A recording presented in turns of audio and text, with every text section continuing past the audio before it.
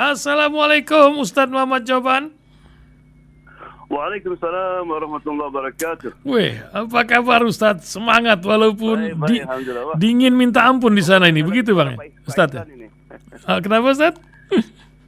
Baru bisa langsung lagi dengan Pak Ihsan. Iya, kemarin banyak rapat Ustadz. Ustadz, bagaimana cuaca di sana hari ini Ustadz? Oh, dingin hari ini agak dingin. Dingin ya? Masya Allah. Ya, 40 30 Fahrenheit. apa namanya? Fahrenheit ya, Beberapa kata data itu Celsius, 5 derajat Celcius lah kurang lebih begitu Ustadz, sampai 16 Masya ya, Masya Allah, luar biasa. Terus semangat Ustadz, gimana sholat juga mundur, ini menjelang maghrib atau menjelang isya Ustadz di sana? Ini menjelang isya sekarang. Oh, menjelang nanti isya. Hari Kamis hari Ahad tukar waktu, jadi ditarik waktunya. Oh gitu. Jadi kalau sekarang misalnya di sini jam 6, nanti hari Ahad jadi jam 5 gitu. Oh, sebentar lagi berubah gitu Ustadz. Langsung. Berubah, jadi dirubah ditarik 1 jam. Oh, 1 jam ya. Hari Ahad nanti. Jadi itu memang indahnya gitulah. Jadi akhirnya kalau musim panas malamnya sedikit, kalau musim dingin ini malamnya panjang. Malamnya panjang. Tapi tidur masih juga belum keluar matahari gitu. Belum siang-siang ya. Ya luar biasa, mungkin jadi tahajudnya makin lama lagi, bukan begitu Ustaz jadi ya. Iya. Apa umat di sana Ustaz terakhir tentang peristiwa keumatan yang Ustaz alami Ustaz di dakwah di bumi yang nampaknya menjadi sorotan dunia di tengah krisis energi yang ada sekarang ini. Apakah terpukul pula banyak orang yang mendadak jadi miskin kah, atau stabil-stabil saja di sana, Ustaz? Secara umum ya stabil. Amerika memang sistemnya dari segi ekonomi yang masih kuat lah. Hanya memang sekarang ini musimnya election kan, pemilihan. Jadi sudah mulai. Tengah ya. Biden sedang persiapkan dan itu. topik-topik yang paling itu diperhatikan ya topik masalah ekonomi. Karena memang agak turun sedikit pengaruh perang Ukraina itu sampai sekali. Kemudian orang-orang yang homeless ya bertambah gitu. Tapi secara umum ya semua stabil sih. Ya, tapi hopeless juga mungkin pengaruh juga terhadap keimanan gitu, Ustadz. Karena kan ketika orang mengalami benturan hidup tanpa iman, ini akan lari ke berbagai kisah yang unik begitu. Bukan begitu juga di sana terjadi, Ustadz? Iya, betul. Di sini saja banyak kok terjadi gitu. Emptiness ya itu memang pengaruhnya besar sekali ya. Iya. Luar biasa Ustadz, hari Jumat penuh berkah ini Ustadz di Jakarta, di Indonesia Ustadz. Apa nih Ustadz yang bisa disampaikan, berita dari langit sekarang ini menjadi yang ditunggu oleh pendengar? Berita langit apa yang sampai hari ini? Silakan Ustadz Muhammad Joban. Oke. Assalamualaikum warahmatullahi wabarakatuh. Bismillahirrahmanirrahim. Alhamdulillahirabbil alamin. Wassalatu wassalamu ala sayyidina Muhammad wa ala sahbihi ajmain. Suatu hari Nabi itu lagi jalan-jalan ke kampung Madinah lah, agak jauh dari Madinah. Mungkin perjalanan sejam 2 jam. Kemudian Nabi dijamu oleh seorang, bahasa Arabnya A'rabi, orang Badu ya, orang Badui. Orang Badui ini miskin sekali, tapi subhanallah orang kampung itu mereka sangat dermawan. Jadi kalau ada tamu, apapun yang ada dikasihkan sama tamu. Dikasihlah korma, buah-buahan yang dia miliki. Kemudian kata Nabi, nanti kalau ke Madinah jangan lupa ya mampir ya. Sudah, Nabi pulang setelah mungkin 3 bulan. Nah, orang Arabi ini datang ke Madinah, langsung ketemu Nabi. Nabi langsung disambut, bukan main. Dikenalkan, ini orang yang menjamu saya, ya, dikasih makan dan sebagainya. Ketika dia mau pergi, Nabi tanya, kamu mau apa? Mau oleh apa? Mau apa dari saya gitu lah. Bayangkan yang nawarkan Nabi kan. Pastinya orang kalau yang nawarkan Nabi minta sesuatu yang orang lain nggak bisa memenuhi kan. Tapi kan orang Arabi, orang kampung, ya hanya meminta yang dia diperlukan. Ya Rasulullah, saya ingin punya onta, punya kambing yang bisa diambil susunya, dan pembantu katanya. Nabi bengong juga, kaget juga, ya Allah. Ini kan permintaan yang bisa diminta kepada siapa saja. ya, yang nawarkan Nabi. Kata Nabi, apa beratnya bagi kamu untuk meminta seperti permintaannya nenek-nenek orang Bani Israel zaman Nabi Musa. Sahabat begitu dengar yang hadis itu, ya Rasulullah, itu nenek-nenek siapa? Kisahnya gimana? Jadi penasaran semua. Nabi bilang, jadi waktu Nabi Musa alaihissalam mau meninggalkan Mesir, itu tiba-tiba cuaca mendung. Dan Nabi Musa pun nggak tahu arah ke Palestina, itu kan menuju ke Palestina, ke negeri Syam. Itu kan, jadi besoknya coba begitu juga. Akhirnya kata orang-orang tua, dibilang, oh dulu orang-orang tua kami, nenek-nenek kami, kakak-kakak kami berpesan, ada wasiat dari Nabi Yusuf. Kata Nabi Yusuf, kalau kamu nanti mau meninggalkan Mesir, jangan lupa bawa badan saya. Gitu kan. Nabi Musa bilang, di mana kuburannya katanya?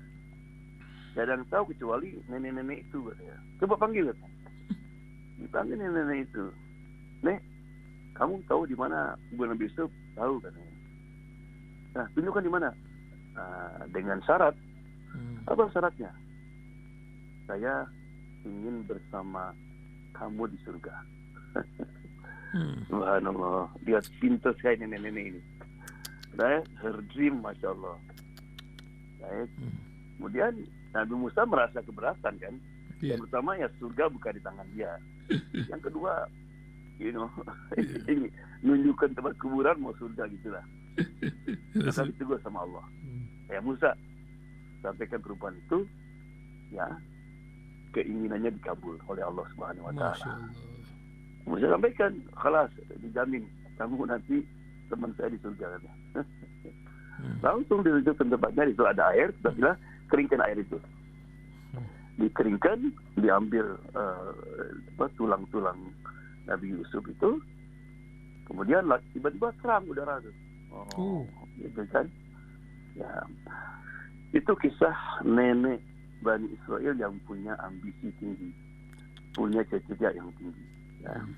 Apa pelajaran yang bisa kita ambil dari kisah ini? Ini di hadis Bukhari ya, hadisnya sahih. Yang pertama, hal jazaa'ul ihsan illal ihsan. Adakah balasan kebaikan kecuali dengan kebaikan? Jadi kalau ada orang berbuat baik, jangan lupa untuk membalas dengan kebaikan. Ya, Nabi karena dijamu sama dia, maka Nabi pun membalas. Maka kadang-kadang Nabi membalasnya lebih tinggi lagi, lebih banyak lagi kan. Baik. Yang kedua, ini menunjukkan bahwa Nabi itu SAW dekat dengan siapa saja. Dengan orang kota, orang kampung, ya. Dan semua merasa dekat dengan Nabi Muhammad SAW. Dan Nabi itu tidak pilih kasih. Semua. Coba bayangkan orang jauh begitu masih dijenguk oleh Rasulullah SAW. Baik. Nah, pelajaran yang paling penting, seorang mukmin itu harus mempunyai cita-cita yang agung, cita-cita yang tinggi. Makanya Nabi mengatakan, kalau kau minta surga, baik, fas'alu al-jannatul firdaus. Mintalah surga yang paling tinggi. Jadi jangan, kalau minta sama Allah, jangan, ya Allah, saya mah dapur surga juga cukup, gitu. Jangan, ini ya. Karena yang kita minta itu yang maha kaya. Rezeki juga ya, kalau rizqan katsiran mubarakah, itu rezeki yang banyak, ya Allah. Saya mah 1 juta juga cukup. Jangan minta sebanyak-banyaknya. Baik. Nah, sama seperti itu. Makanya sahabat itu paham sekali. Nah, ini jadi dengan kisah ini, makanya ketika Robi bin Ka'ab, Robi ini orang miskin, anak muda, masih single, nggak punya istri, kemudian nggak punya penghasilan lah. Tapi dia ingin berbakti. Dengan apa baktinya? Punya harta. Maka dia ingin berkhidmat kepada Nabi. Jadi dia ngurus segalanya tuh. Jadi sendalnya Nabi, kemudian kalau Nabi mau wudu, dia sudah siapkan dengan air. Kalau musim dingin, dia sudah angetkan air itu. Begitulah. Setelah sekian tahun, Nabi mungkin ingin membalas kebaikannya. Qala ya Rabbi salmi. Ya Rabbi, kamu mau apa? Minta apa saja. kira-kira orang yang seperti dia meminta apa kan? Pertama dia nggak punya istri. Saya kesempatan, ya Allah, saya sudah lama nggak punya istri, nggak punya rumah, ya Allah, nggak punya onta, gitu. Itu Rabbi nggak mikir-mikir lagi. Bilang sohbatak fil jannah ya Rasulullah, your companionship in jannah. I want to be your friend, your neighbor. Masya Allah. Ingin bersama Nabi di surga. Surga. Allah. Ya Tapi Allah. senyum, kata Nabi, oke. Anything else? Artinya bisa disatukan kan? Iya. Ya itu artinya sudah dijamin insyaAllah. Untuk dunia ada nggak? Itu maksud Nabi gitu. Ada lagi nggak? Subhanallah. Karena dia punya dream yang tinggi, Masya Allah. ambisi yang tinggi, high, Subhanallah. Dibilang, la ya Rasulullah, kifayah cukup. Allah. Karena dia pintar. Dia berpikir kayak, dunia ini apapun yang dikasihkan Nabi akan tinggalkan nanti. Masya Allah. Tapi kalau teman Nabi di surga, pasti dia ke surga kan? Allah. Ya. Allah karim. Jadi itulah sebaiknya seorang Muslim itu harus mempunyai cita-cita yang tinggi, yaitu kita ingin supaya masuk surga, Jannatul Firdaus. Semua pengen. Nabi setelah itu nggak free ya, kata Nabi, inni ala zalika bikasratis sujud. Nah, untuk mencapai itu hendaklah bantulah aku, kata Nabi, dengan membanyakkan sujud. Artinya banyakkan ibadah. Makanya Nabi setelah itu kalau sujud lama sekali. Baik, sudah kebayang surganya itu. Baik. Sama seperti juga kisah Abu Dahdah. Jadi ada seorang anak yatim, dia punya kebun kurma.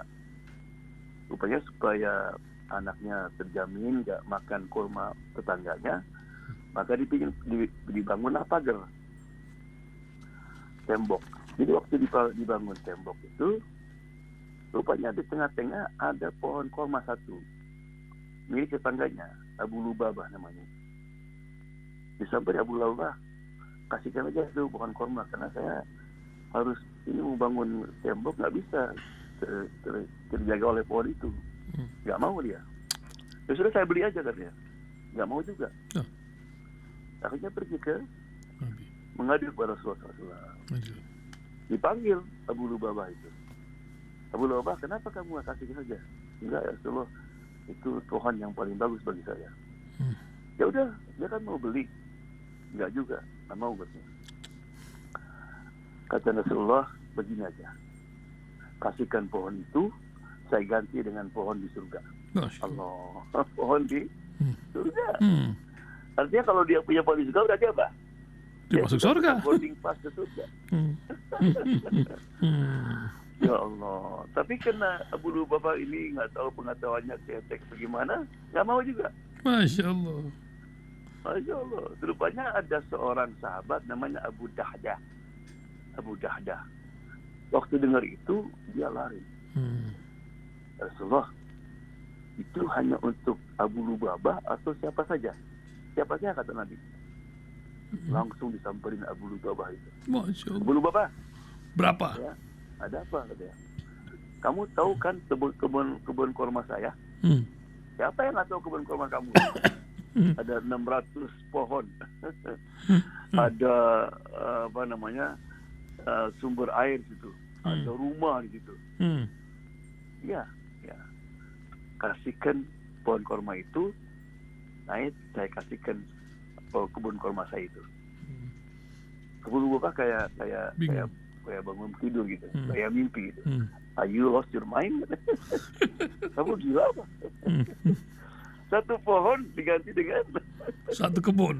Kata dia, enggak, betul, saya serius. Ayo, menghadap Nabi. Nabi jadi saksi. Kata sama Nabi Muhammad SAW, Nabi, saya kasih sama dia.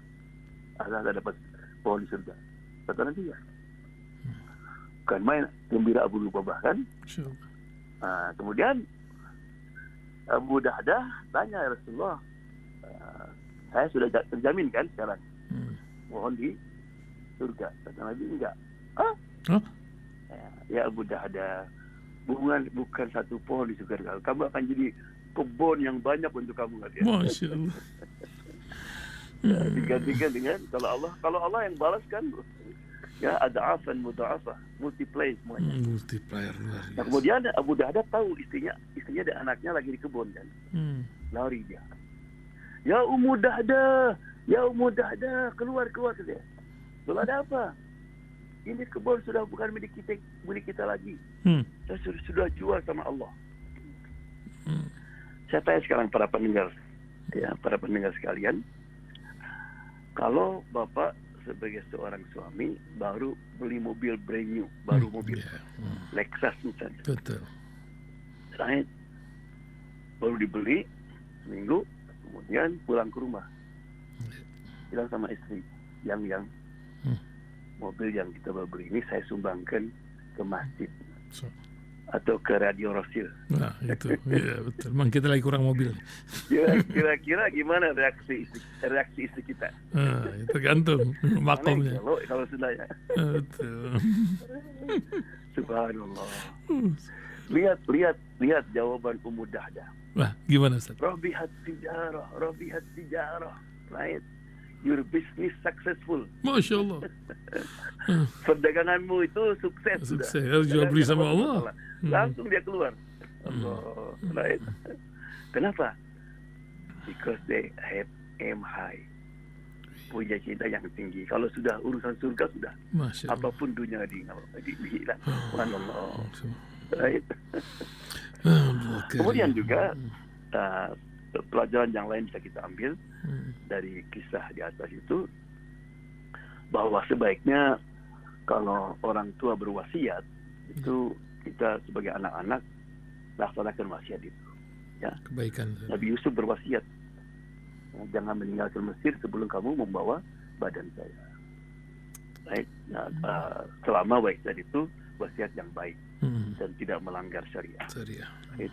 Kadang-kadang mungkin orang tua bilang nanti bagikan sebagian harta untuk masjid, untuk yatim piatu, untuk Radio Rosil atau apa saja.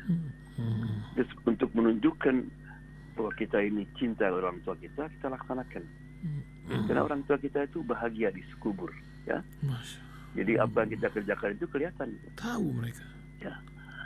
Nah, yang terakhir pelajaran bisa kita ambil juga bahwa kita sebagai seorang Muslim, seorang dai itu kalau ada kesempatan untuk menyebarkan kebaikan, ya sampaikan. Jadi waktu Nabi melihat orang Arabi ini sangat rendah sekali, ya, cita-citanya itu unta sama kambing, maka Nabi menggunakan kesempatan, tapi dengan cara yang menarik. Apa kamu tidak bisa minta seperti nenek Bani Israel kan? Jadi semua penasaran kan, siapa itu. Right? Maka setelah itu sahabat itu kalau sudah surga sudah apapun dianggap enteng, gitu kan? Dan yang terakhir sekali bahwa kadang-kadang ilmu itu, pengetahuan itu datangnya dari orang-orang yang kita tidak anggap kan. Nabi Musa kan ulul azmi, tapi dia nggak tahu kuburan Nabi Yusuf. Nenek-nenek yang mungkin nggak punya ilmu banyak, dia tahu. Bertemu saya dengan Nabi Khidir juga sama. Ya. Jadi itulah jangan pernah meremehkan orangnya. Pelajaran yang bisa kita ambil dari hadis tentang gimana tingginya ambisi, the dream nenek-nenek itu. Kita mesti seperti begitu. Ya, kita harus sebagai seorang Muslim, my goal is jannah. Apapun yang bisa bawa saya ke jannah, saya akan korbankan. Luar biasa. Mudah-mudahan insyaallah. Ya, amin ya rabbal alamin. Amin. Terima kasih Ustadz Muhammad Joban, dan kita akan naikkan sebagai YouTube malam nanti insyaallah. Dan senang itu mereka. Iya betul. Mudah-mudahan apalagi hari Jumat di sini ya, tambah semangat lagi. Bukan hanya urusan 2,5% surga ini, lebih dari itu. Insyaallah. Mudah-mudahan Allah berikan semangat kita untuk berjual beli dengan Allah. Amin. Terima kasih Ustadz Joban. Assalamualaikum warahmatullahi wabarakatuh. Waalaikumsalam warahmatullahi wabarakatuh.